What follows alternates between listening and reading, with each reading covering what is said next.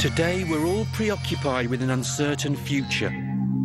From agonising about global warming to worrying about life-threatening diseases. But with so much anxiety, one question remains unanswered. What are we going to do for fun?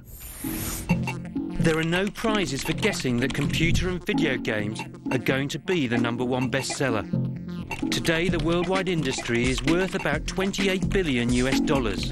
By 2008, it's expected to double in value. One person who could be at the forefront of future computer fun is this man.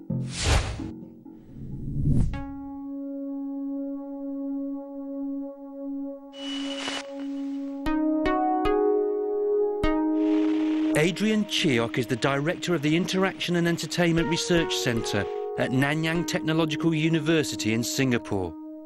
He's invented interactive computer technology which integrates players into games in a radical new way. He calls it mixed reality. Mixed reality is where we take the virtual world and seamlessly integrate it with the real world. Humans are physical creatures and we require social interaction and touch. We must provide new types of media where we do interact with the virtual world, but we also have social interaction. Adrian's brave new world of social interaction is this.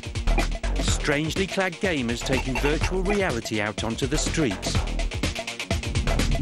We take the computer game, which is now on the screen, and we take it out into the real world. You're walking around in the city streets or running around in parks, etc., and you're playing with other people who are also interacting in the game. The main attraction of mixed reality is that the player can be the star of their own game. The players wear a wearable computer, which has GPS tracking, as well as a touch sensor on the back. And this is connected to a head-mount display, which has an orientation sensor to track the head position, as well as a camera. This camera feeds the live video signal of the outdoor world into the wearable computer, combines it with the computer graphics to make the mixed reality fantasy game.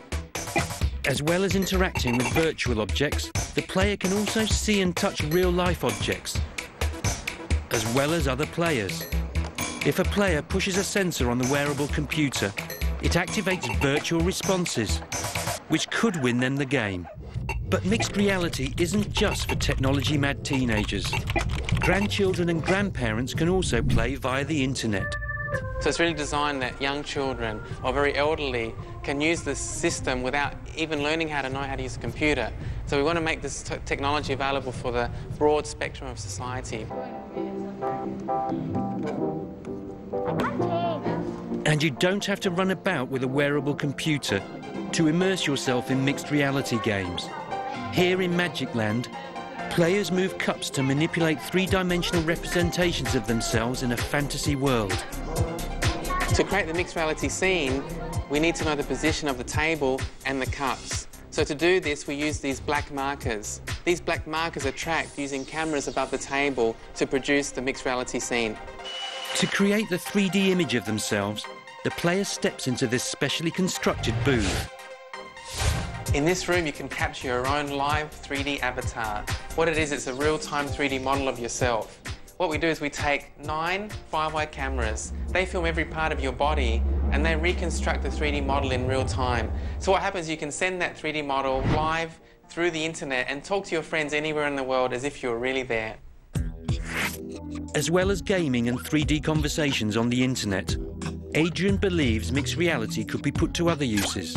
For example, bringing a whole new dimension to pop-up books and education. But the highly visual and interactive nature of the technology could also make it a useful aid in rather less fun scenarios, like military planning. The most important thing is that it allows a real physical and social collaboration. So whether you're in the classroom, whether you're in a work situation, whether you're in play, it's very important always to have that physical and social contact with other people.